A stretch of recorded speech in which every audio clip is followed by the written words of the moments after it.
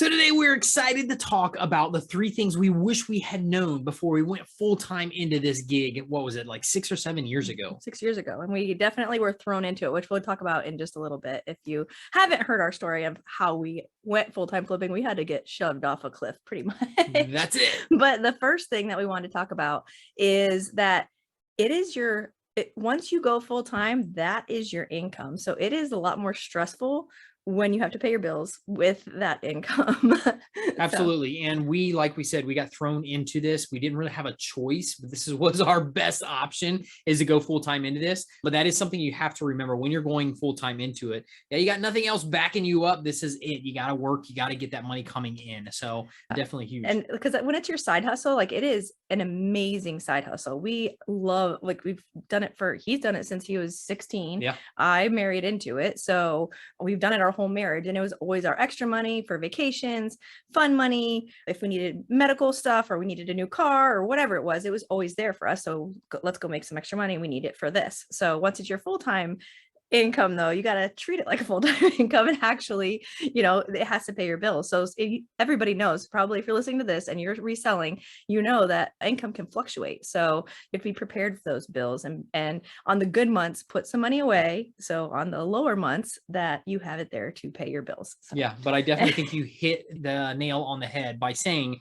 if you treat it like a business, that's where you're going to get paid like a business. You can't treat it as a side hustle. Like a lot of people, when you go from side hustle into full-time, you can't treat it like it's still a side hustle. You got to put the hours in, you got to put the work into it to grow it. Now, you don't always have to do that. In the beginning, we had to do it a lot more to get our inventory up. But once we did that, once you throw that time into it, that's when you start getting paid the big bucks. Yeah. So the second thing was, this is really beneficial if you're doing it as a side hustle or full-time, but more important even as full-time, is to keep a reserve of money that you can use for refunds. Don't spend everything that you make. So, you need to reinvest in your business, obviously, and you need to pay your bills. So, but try to keep a little egg of money if you get a refund or whatnot. Absolutely. When I was a kid when I started this business in my late teens, and I would make money and I would go and spend that money. And then have something come back and one return, something happened in shipping, something got damaged, and I would not have that nest egg or that money saved up from the sales that I did. And I got in trouble in the beginning like that.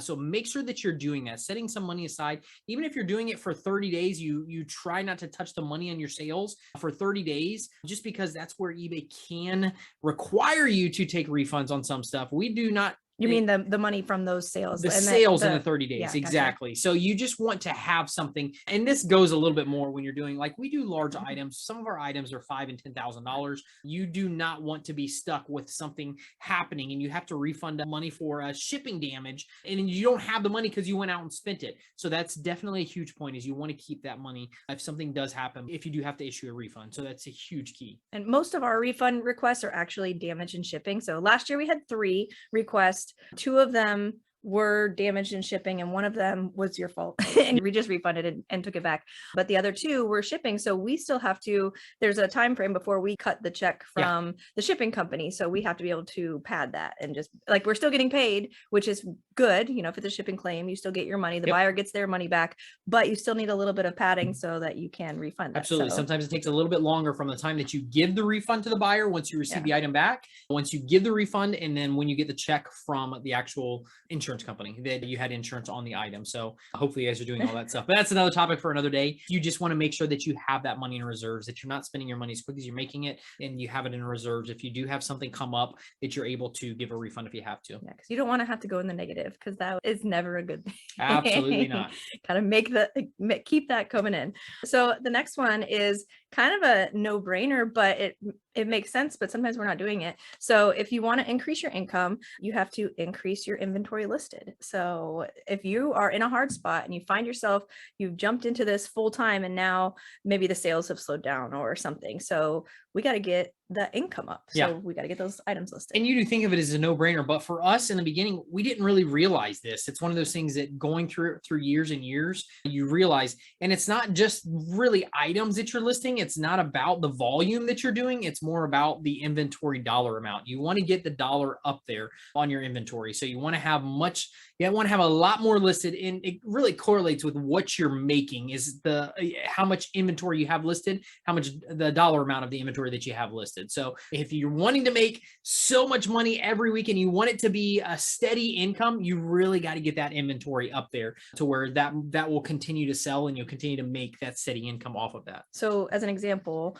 if somebody wanted to make $100,000, how much inventory should they have? Yeah, roughly listed. Yeah, roughly listed $100,000 a year. I would say you want to have between $150,000 and $200,000 listed. That's been the average for us and a couple people in our members group that we've talked with. Yeah, and that's been kind of the average that we keep on eBay is roughly between $150,000 $200,000, and that's roughly about what we make in a year off of our sales is about $100,000. So if you're doing larger items, and I don't know on small items, that's probably a lot of small items if you're doing smalls. But we like last year, we only had, what was it, 70 or 80 sales? Yeah, our average sale price was $1,400. Yeah. So, and I think we did 70 or 80 sales last year for the amount of sales that we did. And that gives you an idea of we're not doing tons and tons of sales, but we're still able to bring in decent money on those sales. And we're making good money because we don't pay a lot for our items, which is another topic about buying your items the right way. But right now, yeah, the biggest thing is knowing that you have to get your inventory dollar amount up there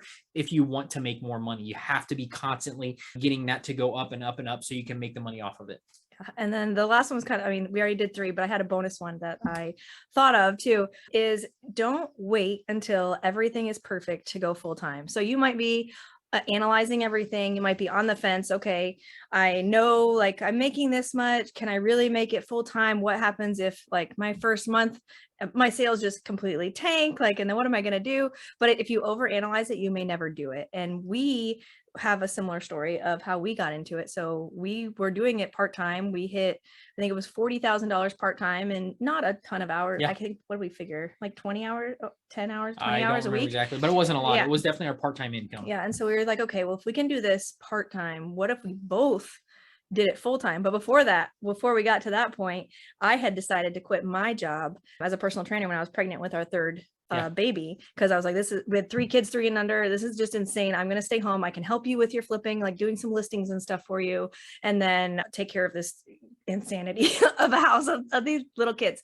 And then right at that point, a month before we were due, your job came back and said that cutting our health insurance. They were cutting our health insurance. And we're like, oh, so March 31st was the last day we'd have health insurance, and our baby was due April 1st. So I'm like, all right, what are we going to do? And the only reason that I did have this 9-to-5 job was for the health insurance. I made more money flipping on the side than I did at this other job, but the insurance was a huge benefit for us. So that's where we had to make the decision. What is it for us? What are we going to do? Am I going to go get another 9-to-5 job? Am I going to go do something like that? Or thinking about our side hustle that was really, really cool. We were making decent money at it as a side hustle. What if we really threw full hours and full time into this and saw what we could do? And we went from 40 to like $130,000 our first full-time year, dumping hours into it and really, really working.